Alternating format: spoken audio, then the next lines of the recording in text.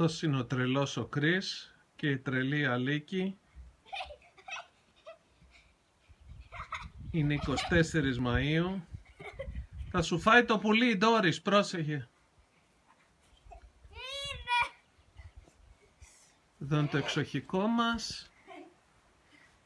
Και αυτό είναι το σπιτάκι το καινούριο. Εδώ είναι καινούργια κουκέτα, τη φτιάξαμε σήμερα. Ένα ωραίο χαλάκι.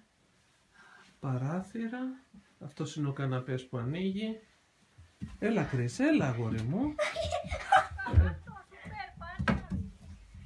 Εκεί.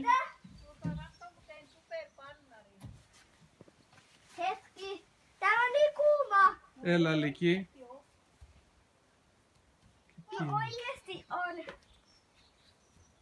Η Νησέια.